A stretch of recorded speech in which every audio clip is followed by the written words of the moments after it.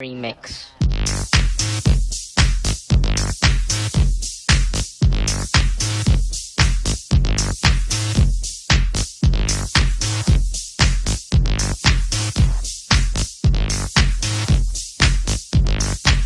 They call me mannequin. You're looking real hard. You come back again. You come back again. They call me mannequin. I move it real slow. Back it up again. Like a mannequin. I'ma break. Get on top of this flow. I'ma break. Get on top of this flow. Have you ever thought about who's in the back row of a picture? It's me! I'm 5'10". I'm almost always in the back row. You know what? It's okay. It's just a space. It's just a place. Unless you start thinking that you belong there. If you start thinking, oh, you're smarter. If you start thinking, you're prettier. If you start thinking, your ideas are better than mine. How would anyone ever start thinking that way? Well, for some of us, like me, it starts in childhood. So imagine, if you can, me as a 7-year-old. So yeah, I'm shorter, a little bit slimmer. It's my birthday, my 7th birthday. Well, actually mine and my younger sister's, because we were 2 years apart but born on the same day. So there we are, we're opening our presents, and we each come across identical boxes. And as we unwrap them, we each find a dress. And my aunt says, "Oh, girls, will you try the dresses on?" Sure. So we put them on. Out we come, we stand. And she gushes. Oh, delightful, beautiful, brings out the blue in your eyes. Oh, and you look nice too, dear. Take a step into the back row. Several years later, getting ready to go into my grade 4 classroom. And as luck would have it, this teacher had taught one of my older brothers. He's an extrovert. Oh, he is that guy that first day of school, he knows everyone in his class. And when she asks a question, that teacher, he's got his hand up. And he's on every sports team and in the clubs. Oh, she loved teaching him. I'm an introvert. When I go into a classroom, I find a desk and I sit down and look around. And by the end of the week, I've probably met everyone. And I am not that person who's going to have their hand up first. And I'm really selective about the groups and clubs that I join. She didn't get me.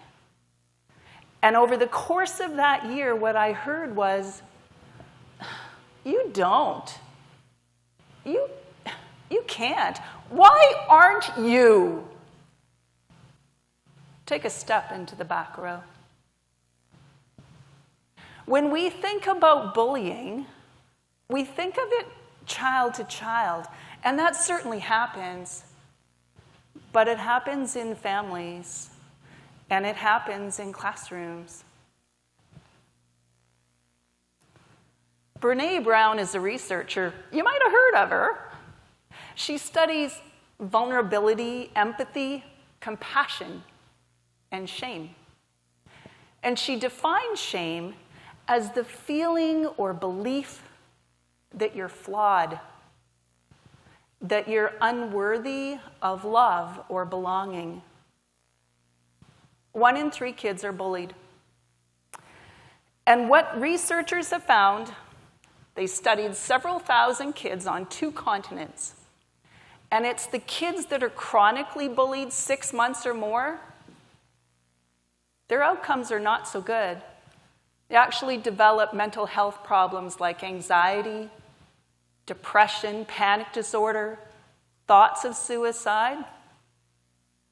And it follows you through into your adulthood so that even by the age of 50, those same kids who've been chronically bullied, the reports of their happiness, their employment, their financial, their relationship outcomes are all worse than their peers who had not been bullied. So what do you do with that if that's your legacy? Like, yay! Well, this is what I did. I was approaching a birthday, a big one, the big 5-0. And I thought, what did I want? What did I want to make this special? Because darn it, I did want it to be special. My friends, my far-flung friends, not just from London, Ontario, and it's awesome, but I have friends across Canada and the States and the UK. Wouldn't that be amazing? And my adult kids. Yes, that's what I wanted. So I sat down, I crafted an email, and then I thought again, like, really? That's a big ask. Is that what you really want? Yes. And so I hit send, and then in the next hours and days and weeks, I got reply after reply after reply that said, yes, yes, yes, can't wait. And 6 months later, I had my adult children and my far-flung friends around me. And in that evening, it changed the course of my life because I realized I'm not flawed. I'm lovable. I belong. So here's the thing. If you're tired of being in the back row, if you've been inhabiting that space like I did for a really long time, there's really only 2 things you need to do. The first, make a decision about what you want. And the second, create some steps to get you there.